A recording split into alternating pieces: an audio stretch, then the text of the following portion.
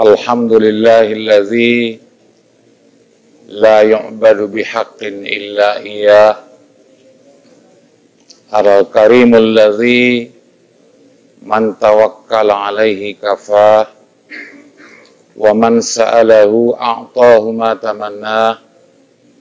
Ashhadu an la ilaha illallah wahdahu la syarikalah wa ashhadu anna sayyidana nabiyana Muhammadan abduhu wa rasuluh syahadatan tunajji qailaha min azabillah. Allahumma fasalli wa sallim ala sayyidina Muhammad wa ala alihi wa ala ali sayyidina Muhammad. Yang sama-sama kita hormati Bapak Ketua RW, Bapak Pengurus BKM Masjid Nurul Yakin, yang biasa kita pelajari purba Khulasatul Nurul Yakin. Ternyata di sini rupanya sarahnya Nurul Yakin, ya. Kalau di Simpang Benar ada pondok pesantren Bidayatul Hidayah, di waktu saya menyampaikan tausiah di sana, semoga kulitnya Bidayatul Hidayah, isinya Maraqil Ubudiyah. Ada peningkatan begitu ya.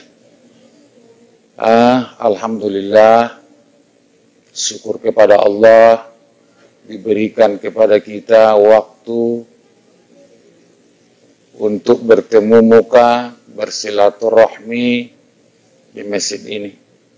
Salawat dan salam semoga tercurah kepada Nabi besar Muhammad sallallahu alaihi wasallam. Kita membaca judul tarhib. Itu kalau menurut radio Star FM satu kata penuh makna. Karena tarhib kalau dibaca H kecil beda dengan H besar. At-targhib wa tarhib. Ini tarhibnya tak tahu saya H kecil atau H besar. Ya. Jadi saya katakan tadi satu kata penuh makna. Bisa kita buat H kecil berarti sambutan Ramadan. Marhaban ya Ramadan, ya syahr Ramadan. Itu kalau kita pandang hanya H kecil. Bisa pula hanya huruf besar. Berarti kabar takut kepada manusia tentang orang yang menyia-nyiakan bulan Ramadan. Nah, ini kalau saya mengambil pengertian dari sana. Jadi menyambut Ramadan sudah kita laksanakan. Allahumma barik lana fi Sya'ban wa balighna Ramadan. Kita ingin disampaikan ke bulan Ramadan. Itu menunjukkan betapa pentingnya, mulianya bulan Ramadan. Kemudian salawat dan salam kepada Rasulullah sallallahu alaihi wasallam. Kemudian mari kita berniat nawaitul i'tikaf fi hadzal masjidi sunnatan lillahi ta'ala. Semoga pada bulan-bulan Ramadan ini setiap kali kita masuk masjid tidak lupa berniat nawaitul i'tikaf supaya pahala kita di dalam masjid berlipat ganda. Sebagaimana kita maklumi masjid itu adalah tempat yang sangat mulia. Tidak ada satu tempat di daerah itu yang paling mulia di sisi Allah kecuali masjid.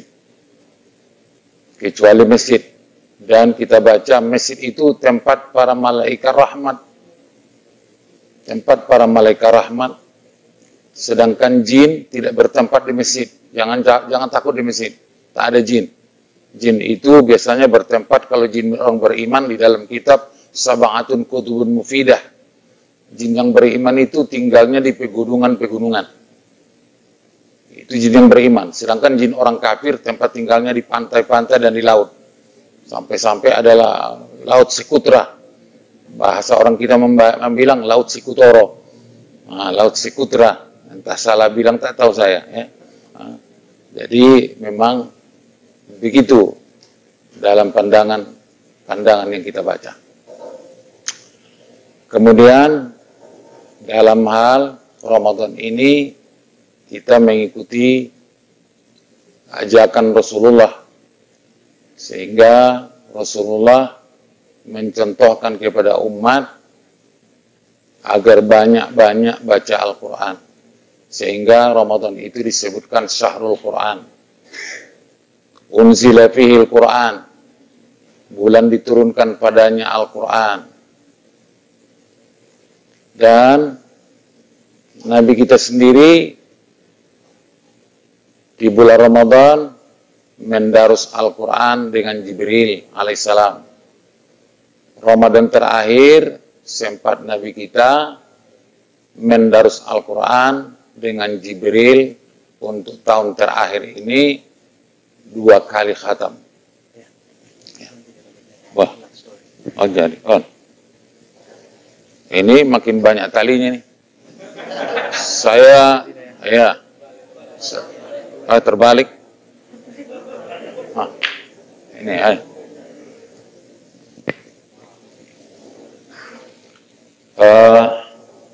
yang pernah saya banyak dipasang tali di rumah sakit Piringadi Medan. Dan yang terakhir itu di rumah sakit Columbia Asia. Sebenarnya saya tidak sempat dioperasi, cuma Profesor Kasimin untuk melihat kesehatan jantung saya dibuat dari sini selama kira-kira 1 jam lebih untuk mengobati jantung saya karena ada pembengkakan. Jadi saya diopname di sana sekitar 1 minggu. Jadi rupanya manusia itu kalau sudah sakit keras banyak dibuat tali-talinya. Sebagaimana sapi kalau sudah banyak dibuat talinya, aturannya itu akan disembelih. Alhamdulillah masih diberikan Allah SWT kesehatan. Kembali kepada Syahrul Ramadan itu Syahrul Quran, supaya kita banyak-banyak baca Al-Quran. Dan menurut ayat Qul huwalil ladzina amanu hudan wa syifa, katakanlah Muhammad, Al-Quran itu bagi orang beriman hudan, buku pintar, petunjuk. Kemudian dia wasyifa minal jahli, obat dari kebodohan, obat dari bodoh. Obat dari bodoh. Jadi sulit, tak pernah kita temui di apotek-apotek yang menjual obat bodoh. Paling-paling ada brain power, tak ada yang lain. Tapi ternyata rupanya membuat orang cerdas itu tidak mahal biayanya, tapi dengan banyak baca Al-Quran. Pemimpin-pemimpin dunia yang beriman, yang Islam, banyak baca Al-Quran. Di Indonesia dicontohkan oleh mantan ketua MPR, siapa namanya, yang pakai Wahid Nur Wahid, yang dari PKS, Hidayat Nur Wahid, ya, Hidayat Nur Wahid, Profesor Kiai Haji Aliyafi, itu termasuk contoh-contoh orang baca Quran. Dan Imam Syafi'i yang kita ikuti dalam sehari semalam 1 khatam Al-Quran, 60 juz, 30 juz sehari semalam membaca Al-Quran. Kalau di bulan Ramadan ditingkatkan beliau sampai 2 khatam Al-Quran setiap malam. Ini pernah saya ceritakan, ditanggapi masyarakat. Tidak mungkin. Tidak mungkin dong Anda lope hiyai. Disangka ya si sapi pareban ni ayo dawai. Padahal ini Imam Syafi'i, bukan sapi yang pareban kita, ya. Imam Syafi'i rahimahullah, sehingga kecerdasannya luar biasa, Dan demikian juga Ahmad bin Hambal muridnya. Tapi Ahmad bin Hambal itu setiap kali mendoa, duluan gurunya didoakan baru orang tuanya. Itu Imam Ahmad bin Hambal. Imam Syafi'i duluan orang tuanya baru gurunya.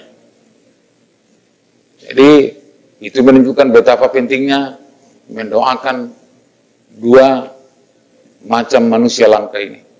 Orang tua kita dan guru kita.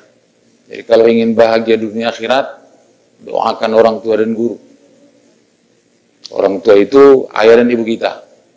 Kalau dalam bab nazar, tidak sah bernazar memberikan sesuatu kepada ibu tanpa mendapat ayah. Tidak sah bernazar memberikan sesuatu kepada ayah tanpa mendapat ibu. Ya Tuhan, kalau saya lulus dalam ujian ini, saya akan memberikan mukena kepada ibu saya. Padahal ayahnya masih hidup, tidak diberikan apa-apa. Itu nazarnya tidak sah. Itu tegasnya para ulama membahas ini. Jadi, kalau kita memberi kepada orang tua, mendapat ayah kita dan ibu kita. Terkadang disayangkan, anak mereka itu tinggal di Bogor, di Jakarta, di Bandung jualan, menjelang hari raya, dikirimnya uang di amplop, tapi alamatnya ibunya saja, ayahnya nggak dapat. Ibunya pula bilang, nggak lupa madaga anak ini, wane busi deh, mana mau apa ya, semakin durhaka lah anak itu. Jauh maunya ibu yang bijaksana nggak begitu. Alamatnya saja orang tua, gue tidak isi narap dihitar anggo itong man, histeria solehah mai. Namar gor saleha bibi na soleha man. Ngomar gor saleha na bahatan do. Betul-betul soleha. Tapi katanya almar'atus soleha itu kata Nabi kal ghurabil ansam, seperti burung gagak yang putih. Sukar dicari, payah didapat, jarang ditemui. Kas sisik nilimbat. Songon sisik nilimbat. Ngapa ya udah dapat? Jadi maunya seorang ibu tadi, istri tadi, alamatnya saja sama saya ini. Kalau tidak, tujuan anak kita untuk kita berdua. Coba kau yang hitungnya, udah aku hitung berapa? Gua pengen hitung ibarjolo. Ada PW, gue hitung-hitung ah. Ternyata jumlahnya 500.000 rupiah. 200 pedia atau 200 dia, ini yang bisa itu lagi. Anggoi istri na perlu doa, kami panjang umur. Istri na perlu doa, kami panjang umur. Tadi sudah saya katakan, tidak sah bernazar memberikan sesuatu kepada ayah, tidak mendapat ibu, memberikan sesuatu kepada ibu, tidak mendapat ayah. Yang paling bagus itu dapat dua-duanya, baru sah nazarnya, baru sah nazar kita. Jadi betapa hebatnya Islam menerangkan hal ini. Bahkan kalau ibu kita meninggal, ayah kita masih hidup, dan ayah kita mau kawin lagi, kewajiban bagi si anak laki-laki perempuan untuk memberikan biaya pernikahan ayahnya. Berapapun. Cuma dalam kitab Busrul Karim, biaya dari rusihim dibagi sama. 5 orang, 3 orang laki-laki, 2 orang perempuan, lalu ayah mereka yang 5 orang ini mau kawin, bagi mereka yang 5 wajib menutupi segala biaya perkawinan ayah tadi. Jadi kau perlu 5 juta, 1 juta bisa halal. Itu dalam kitab Busrul Karim. Tapi dalam Al-Fiqhul Islam walillatuhu berlaku seperti lizakari mislu hazzil unsayain. Berlaku seperti lizakari mislu hazzil unsayain, yaitu dipikul, tapi kewajiban seorang laki-laki 2 kali kewajiban seorang perempuan. Jadi dengan sendirinya, kalau ini kita sampaikan kepada masyarakat, mungkin masyarakat pun baru mengerti, patutlah dalam Islam. Kalau terjadi ada yang meninggal, bagian laki-laki itu wajar lizzakari mislu hazzil unsayain. Karena kewajiban kepada orang tua pun adalah lizzakari mislu hazzil unsayain.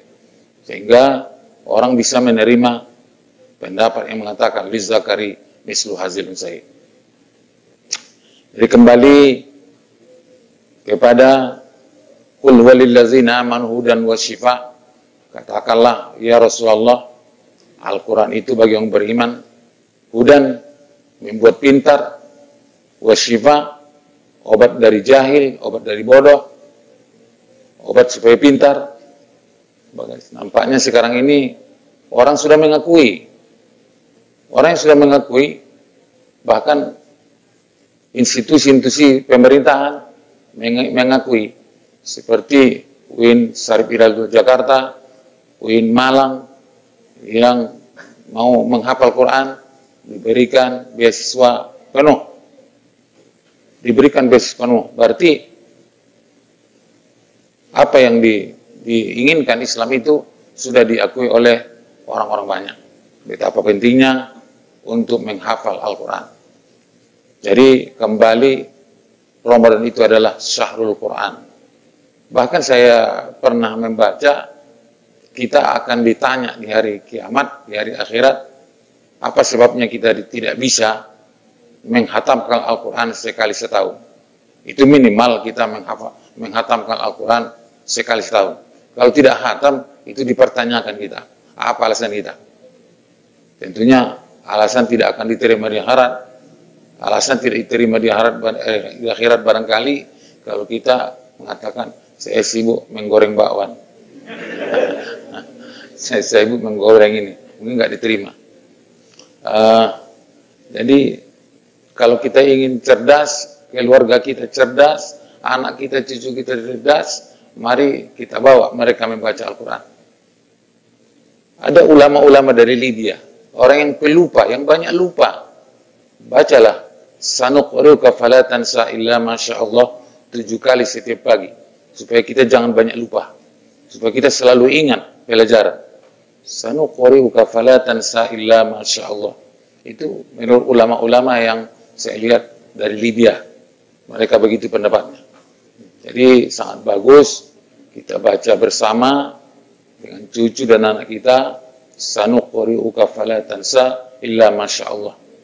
Kemudian karena TK sudah mengajarkan, dari TK sudah diajarkan, kalau doa makan, Allahumma barik lana fima razaqtana wa qina azabannar. Tapi supaya cocok, di samping bismillah menurut kitab I'anah dibaca sholawat mau makan. I'anah jadi 2. Tak payah-payah rujukannya. Asal kita mau.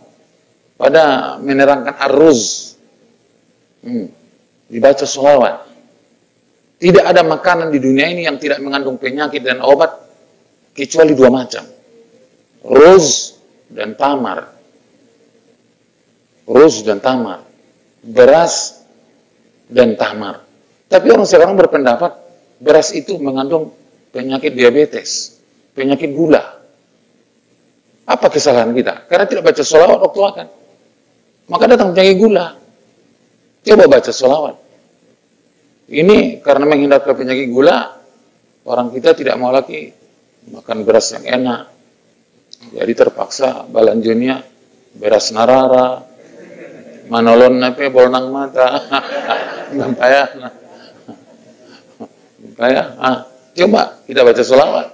Jadi maunya anak kita, cucu kita, siapapun di antara kita mau makan, baca bismillah, baca sholawat, baca Allahumma barik lana, mencocokkan dengan kitab I'anatul Talibin.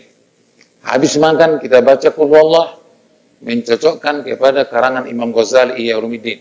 Katanya kalau dibaca qul huwallahu ahad, keberkatan makanan akan diberikan Allah.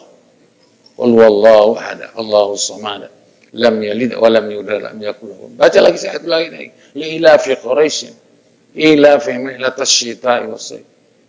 Dan di bulan Ramadan kita sudah amalkan Ihya Ulumuddin. Makan tamar dulu baru makan. Itu sesuai dengan suratul Waqiah. Wa fakihatin mimma yatakhayyarun, baru wa lahmi thairin. Tapi orang kita banyak salah. Makan buah-buahan setelah makan. Katanya cuci mulut. Pak kotor-kotor pun. Ya. Tapi begitu pendapat orang kita, cuci mulut, ya, padahal tak benar. Jadi saya rasa kita lebih bagus berpegang kepada kitab Ihya Ulumuddin. Itu Imam Ghazali saya rasa bukan ulama-ulama tanggung-tanggung, bukan ulama yang separuh-separuh. Ini sudah ulama yang universal. Tak tahu lagi bidang apa saya keulamaannya, kehebatannya. Semua paling hebat.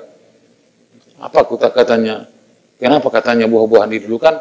Supaya dia yang paling bawah di dalam perut kita. Sehingga mau keluar dia mudah. Tidak perlu makan dulu kolak. Tidak perlu, ya. Itu kata Imam Ghazali.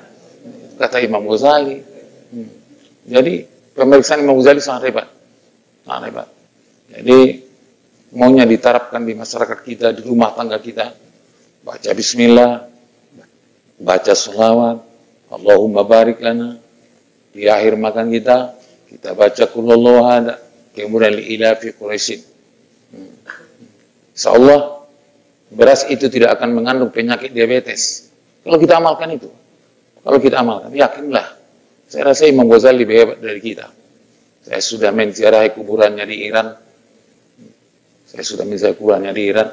Bukan karena ada uang saya, karena saya bertepatan ditunjuk menjadi juri membaca kitab kuning di kantor pusat PKB Jakarta. Nah, jadi bertepatan dikasih apa?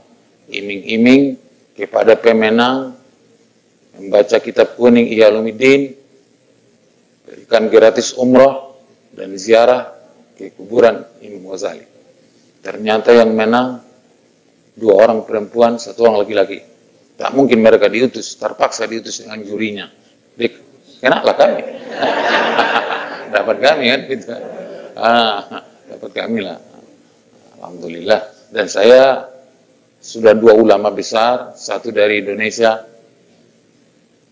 pimpinan Pondok Pesantren Lilboyo, kemudian yang mengijazahkan Ihya Ulumuddin kepada saya, dan ada masjid di Medan, diminta mereka saya mengajarkan Ihya Ulumuddin di sana. Bagus juga. Sekali mengaji 2,5 juta. Bisa. Bisa dan enggak, Pak. Tapi payahlah meninggalkan Mustofawiyah. Payah meninggalkan Mustofawiyah. Kalau saya rasa kalau demi uang, ya, udah saya tinggalkan itu. Tapi karena kita ingin berapapun materi ini tetap kurang, jadi saya tetap mengaji di Mustofawiyah, tapi sempat tidak mengaji dan tidak sekolah 2 bulan, lalu digantikan oleh bapak-bapak yang lain mengaji di masjid dan untuk patayat. Mengaji di Purba kita tahu dalam 1 tahun kalau pokir biasanya dikasih mereka kurang lebih 3 juta. Kalau patayat bisa memberikan 32 juta. Jadi ada baiknya kalau nafsu diikut, biar sajalah laki-laki tidak usah mengaji. Patayat yang mengaji. Yang mengaji ya, kalau kita buat begitu. Dan pernah 1 kali solop saya pun mereka curi pula. Habis mengaji saya langsung sholat duha. Karena mereka duluan pulang, solop saya pun udah bawa. Untunglah ada orang dorok Mesihul yang memberikan solopnya sama saya, tapi tak jadi saya terima. Saya bilang kasihan sama dia, solopnya begitu bagus, saya kasihan sama dia. Lalu saya minta dibelikan sandal jepit saja, nah, itu kan. Jadi itu bagusnya kita membaca kitab Ihya Ulumuddin. Yang kedua, memberikan ijazah kepada saya Muhammad Amin Al-Harari di Makkahul Mukarramah. Jarang bisa bertemu dengan beliau karena kesibukan mengarang. Beliau adalah pengarang tafsir Al-Hadaiqur Rayyan sebanyak 32 jilid. Dan dia pengarang Ibnu Majah. Pengarang Sahih Ibnu Majah. Oh, belum, baru 9 jilid Syarah Ibnu Majah selesai beliau tulis, beliau berhenti karena sakit dan sebagainya. Kemudian sembuh, belum lagi memulai mengarangnya. Tahu-tahu dia tidur, bermimpi, berjumpa dengan Rasulullah. Teruskan tulisanmu tentang Ibnu Majah. Teruskannya lah. Nah, sampai 20 jilid. Dan gara-gara cerita itu terjadi, saya ingin membeli kitab Ibnu Majah. Dan diberikan orang, tidak membeli jadi. Nah. Kalau bisa pere, kenapa mesti membeli? Anggo pere, padiar mintar. Itu kata orang kita kan. Jadi beliau langsung, saya jabat tangan beliau, saya minta diberikan ijazah Ihya Ulumuddin. Beliau langsung memberikan kepada saya. Pulang dari sana, rupanya kiai-kiai dari Jawa sangat ingin jumpa dengan beliau itu. Dari mana Bapak? Kata orang itu. Kata kiai-kiai dari Jawa, kawan saya. Oh, saya ziarah kepada Muhammad Amin Al-Harari. Kenapa enggak dibilang sama kami? Kami pun mau ikut. Payah jumpa dengan itu, katanya. Itu ulama yang sangat karomah. Ada dari kita Jawa, di Pulau Jawa, kata kiainya. Ingin dia jadi gubernur, maka dia datang dia ziarah ke Muhammad Amin Al-Harari. Saya ingin jadi gubernur, Pak. Apa kata Amin Al-Harari? Jadi menteri saja kau. Jadi menteri dia, tak jadi gubernur. Nah, itu kehebatan Muhammad Amin Al-Harari. Nah. Kemudian yang membuat cerdas orang banyak puasa. Banyak puasa. Itu membuat cerdas orang. Jadi kalau bulan Ramadan kita banyak baca Quran, berarti membuat IQ kita makin tinggi, mencerdaskan pikiran kita, membuat kita pintar. Dan orang banyak baca Quran, insya Allah tidak akan pikun. Kalau menurut Ibnu Mas'ud, bahkan Ibnu Abbas mengatakan orang yang hafal Al-Quran tidak akan pikun. Orang yang banyak baca Quran tidak akan pikun. Seorang guru besar dari Fakultas Kedokteran USU pernah menerangkan di hadapan kami, karena yang baca Quran itu saraf-sarafnya aktif, telinga, mata, semua aktif. Maka dengan sendirinya tidak mudah dia pikun. Itu pikun bahasa Arab arzalil umur. Kalau dalam bahasa daerahnya, berer. Na'udzubillahi min berer. Na'udzubillahi min berer. Gitu kan? Nah, itu sangat bagus. Sangat bagus. Tapi ada dalam sebuah kitab anti supaya kita jangan pikun. Yaitu kalau kita bersin membaca Alhamdulillahi Rabbil Alamin ala kulli hal. Alhamdulillahi Rabbil Alamin ala kulli hal.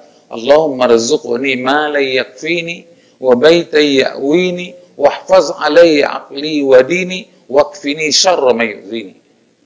Ya Tuhan, berilah aku rezeki yang memadai. Jadi yang disuruh kita berdoa diberikan Tuhan rezeki yang memadai. Allahumma rizzuqni ma la yakfini wa baiti ya'wini, rumah tempat tinggal.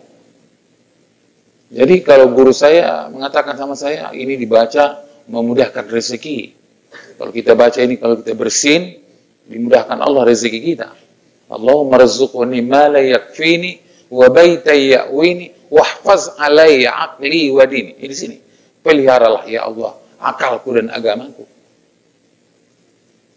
Waqfini syarra ma yu'zini. Tahanlah, hindarkanlah, jauhkanlah kejahatan orang yang mau menyakiti itu. Ya, betapa banyak, betapa bagus doa itu kita amalkan. Betapa bagus. Kalau kita bersin, itu kita amalkan. Alhamdulillahi Rabbil Alamin ala kulli hal. Allahumma rzuqni ma la yakfini wa baita ya'wini wahfaz alayya aqli wa dini waqfini syarra ma yu'zini. Kemudian saya rasa terakhir, sedikit lagi, Nabi kita itu sangat menonjol kepemurahannya di bulan Ramadan.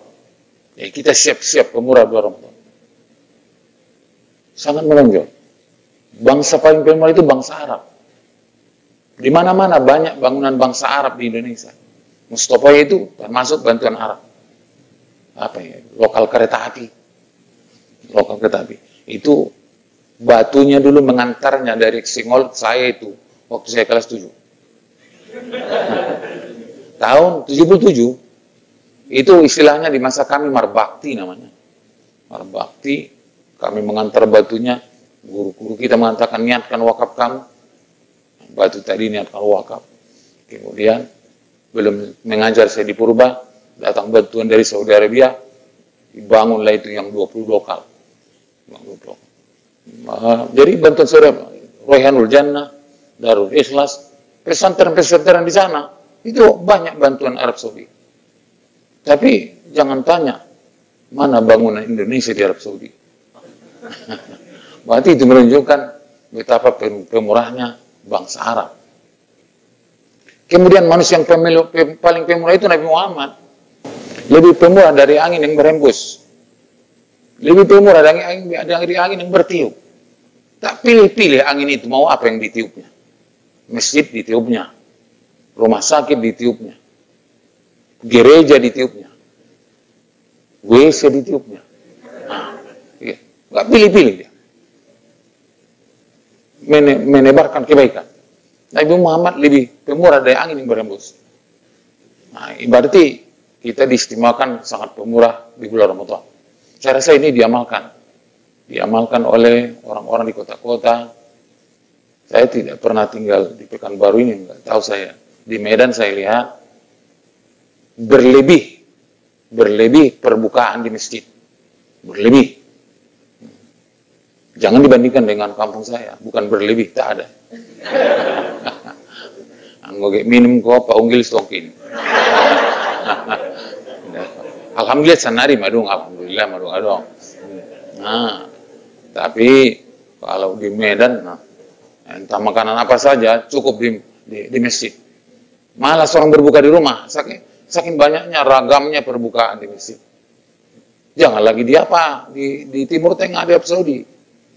Kita turun dari hotel berebut orang menangkap tangan kita untuk diawaknya ke tikar yang dikembangkannya perbukaan. Berebut orang. Sebagaimana agen-agen taksi berebut tangan kita, lebih hebat lagi persaingan mereka untuk memperebutkan tangan kita. Dan di Syria ada di situ masjid yang setiap orang yang ikut sholat subuh berjamaah hari Jumat, semua dikasih uang, kira-kira 100.000 rupiah, semua yang hadir. Kalau ada di Indonesia, rajin orang sholat subuh. Rajin. Itu baru-baru ini datang Pak Ijek, Wakil Gubernur Sumatera Utara, sholat di Masjid Utopaya. Semua yang hadir anak-anak dikasih uang, 20.000 sehalak. Karena uang beliau tukaran 100.000, 5 alak salambar, 5 salambar. Gurunya ya 100.000 satu orang. Menyesal lah anak-anak yang tidak hadir ke masjid. Ya. Tapi saya tak diberikannya. Allah, harap marah wilayah. Tapi di waktu di Masjid Agung dibaginya kepada kawan Masjid Agung, lalu beliau mengatakan, Bapak nanti di rumah saja. Alhamdulillah. Berarti lebih banyak untuk saya nih, Pak. Rupanya bapak-bapak yang tadi dapat 200.000. Maka saya setelah sampai ke rumah dikasihnya 5 juta. Alhamdulillah.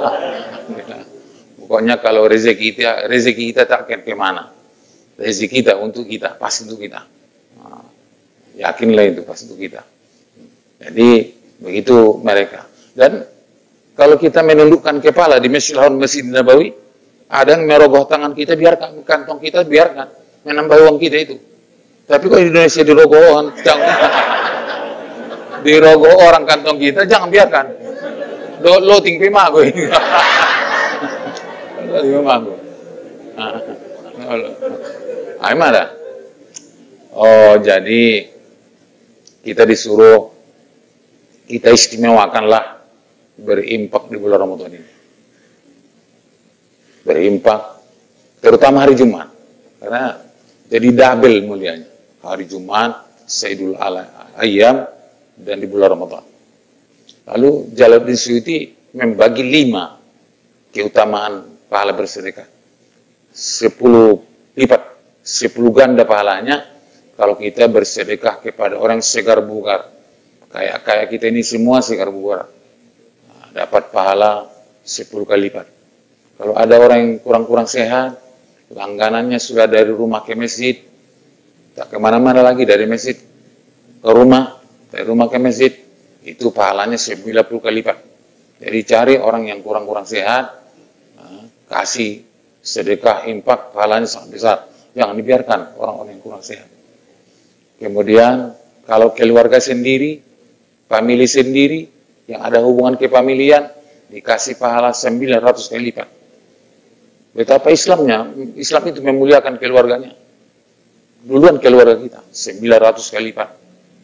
Dan kalau kita bersedekah, berimpak kepada orang tua kita sendiri, dapat pahala 100.000 kali lipat. Alhamdulillah. Jadi, kembali tadi seperti nazar, kalau ingin memberikan sesuatu kepada orang tua, beli mukena kepada ibu, baju koko kepada ayah. Tidak mesti sama harganya. Pokoknya yang mesti sama-sama mendapat ayah, mendapat ibu. Ya, jadi dapat pahala 100.000 kali lipat. Dan kesempatan ini belum tentu bisa tahun yang akan datang, karena belum tahu kita apakah orang kita, tua kita itu masih hidup. Jadi perlu kita istimewakan di bulan Ramadan ini orang tua kita. Oh ayah, aduh ayah, gini ayah panganan, sudah busi perbuko. Toge do. Ipanyabungan mai, toge do. Kan, ipanyabungan dong toge kan. Toge ini si teng tumpatnya meninggal mai betul.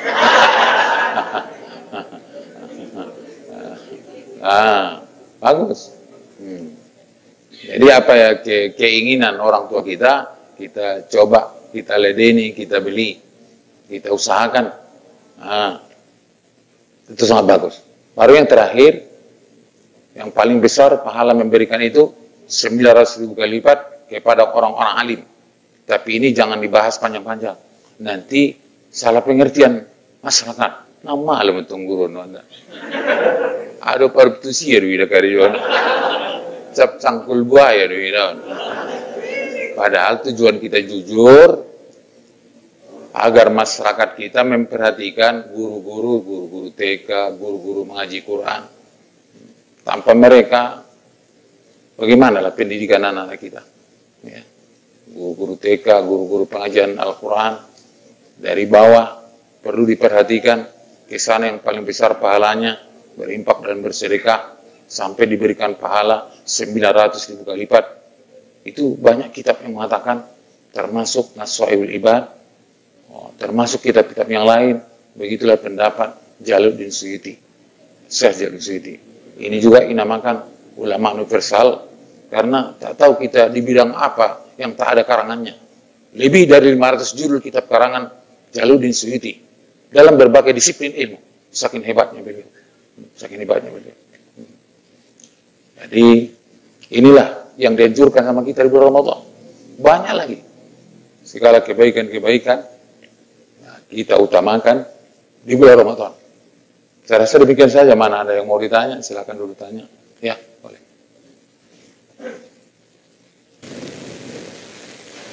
Assalamualaikum warahmatullahi wabarakatuh. Waalaikumsalam. Saya Ya. terangkan beberapa keutamaan untuk bersedekah yang diutamakan kepada orang tua. Ya. Jadi kalau kita seandainya orang tua kita sudah meninggal ya, dari ayah kita atau ibu kita telah mendidik kita, jadi bagaimana kita bersedekahnya kepada siapa yang kita Ya. Ya. Salah. Di dalam kitab Mukhtarul Ahadis, siapa yang ingin berbakti kepada orang tuanya yang sudah meninggal, berbaktilah kepada orang-orang yang dicintai orang tuamu.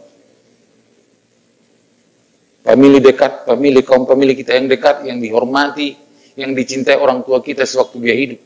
Orang tua kita itu meninggal, kita berbakti ke sana. Kita berbuat baik ke sana. Itu yang dikatakan Nabi. Jadi kita lah yang tahu kepada siapa yang berbakti. Ada lagi? Saatnya suami sedang berpuasa sunnah, saat istri butuh, tapi karena kelebihan sang istrinya adalah kelebihan seorang wanita adalah lebih tinggi malunya dan perhatiannya.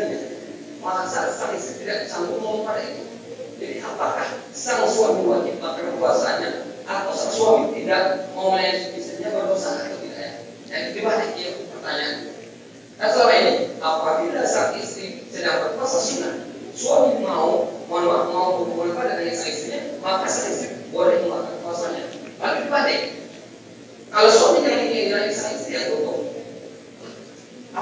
Wajib satu puasanya atau tidak? Terima kasih.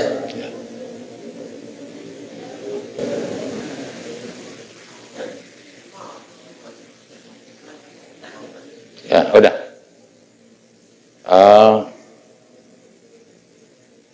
Nabi sudah makan sahur dan berniat puasa sunat. Kemudian datang ke rumah Aisyah. Lalu Aisyah menyuguhkan makanan pagi. Kata Nabi, makanan yang kau suguhkan sangat enak, sangat menarik. Ayo kita makan bersama. Berarti membatalkan puasa sunat untuk makan bersama dibolehkan dalam agama. Bagus. Dan di satu waktu Nabi belum berniat apa-apa. Kemudian datang ke rumah Aisyah, bertanya, suguhkan makanan kita pagi ini. Kata Aisyah, tak ada yang mau dimasak ya Rasulullah. Kalau begitu saya puasa sunat. Berarti niat puasa sunat boleh pagi-pagi. Tidak mesti sebelum terbit fajar. Dengan sendirinya sudah terjawab pertanyaan kamu tadi. Kalau mengenai puasa sunat, boleh dibatalkan. Sholat sunat boleh dibatalkan. Tapi wajibkah suami? Tidak wajib. Wajibkah istri yang puasa sunat kalau suaminya ingin setubuh? Wajib. Kalau puasa sunat. Tapi kalau istri ingin setubuh dan suami puasa sunat, tidak wajib. Ini ada dibahas dalam Al-Fiqhul Islam. Wadilatu. Silakan kita baca. Bisa kira-kira. Ini udah matondang, udah mulai pula kamu. Ya. Ya, ada lagi yang mau ditanya? Saya berikan satu penanya lagi ya. Iya. Untuk yang sekarang juga untuk menghadiri yang saya besok. Iya. Berikan satu kesempatan lagi. Silakan untuk perempuan dan laki-laki.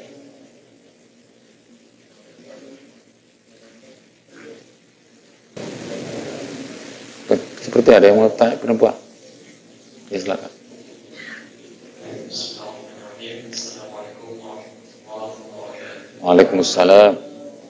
Yang ingin saya tanyakan terkait tadi tentang harus generasi Al-Quran.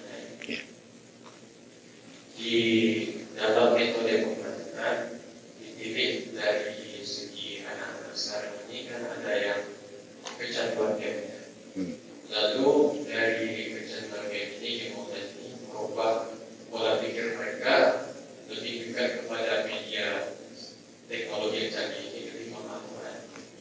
Lalu pertanyaan saya kedua ini ya terkait tentang anak-anak korban bercerai. Ya. Terkadang anak-anak yang merokok istilahnya ya, pokoknya kena bercerai orang tua, memberantakan keluarganya itu akan sulit dididik. Lalu terkadang timbul di tengah-tengah masyarakat ini anak yatim, ya. Anak yatim ini juga sulit dididik. Ini bagaimana, apakah ada amalan terkait daripada untuk Ya.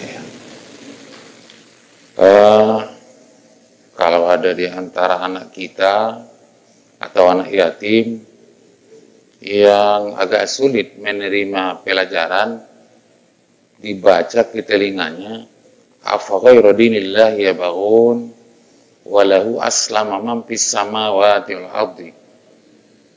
Apa ujung ayatnya? Siapa yang hafaz Quran? Ini taw'an wa karhan wa ilaihi turja'un wa ilaihi yurja'un. Afa ghairu dinillahi yabghun walau aslama man fis samawati wal ardi taw'an wa karhan wa ilaihi yurja'un. Itu dibisikkan ke telinganya. Seliar-liarnya unta dan kuda, kalau dibisikkan ke telinganya jadi jinak dia. Jinak. Jadi kalau ada istri yang galak, bisikkan ke telinganya. Mudah-mudahan dia jinak. Itu Ali Imran ayat Ini Ali Imran ayat 72 atau saya lupa. Saya tidak hafal Quran, tidak hafal ayatnya. Tapi tahu saya begitu. Bahkan ada yang mencoba kalau ada mobil yang agak sulit starter dia dibaca apa ghairodillah, mudah hidup. Nah, itu. Alhamdulillah. IPA dah mana betul dah. Demikian saja ya. Assalamualaikum warahmatullahi wabarakatuh.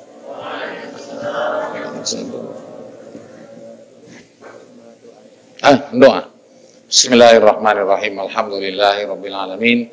Wassalatu wassalamu ala asyrafil anbiya'i wal mursalin wa ala alihi wa ashabihi ajma'in. Rabbana zalamna anfusana wa illam taghfir lana wa tarhamna lanakunanna minal khasirin. Allahumma ighfir lana wa liwalidina wa li asatidatina wa jaddarina wa li aqribaina wa li ikhwatina wal muslimin wal muslimat bi rahmatika ya arhamar rahimin. Allahumma anta a'lamu bi hajatina wa awsil kulla hajatina wa balligh kulla muradina bi quwwati ya arhamar rahimin. Allahumma askinna wa aba'ana wa ummahatina wa masyayikhina wa asatidatina bi jannatika jannatil firdaus. Rabbana taqabbal minna innaka antas samiul alim wa tub alaina innaka antat tawwabur rahim. Wa sallallahu ala sayyidina Muhammadin ala alihi wa sahbihi wasallam. Subhana rabbika rabbil izzati amma yasifun wa salamun alal mursalin walhamdulillahi rabbil alamin. Assalamualaikum warahmatullahi wabarakatuh.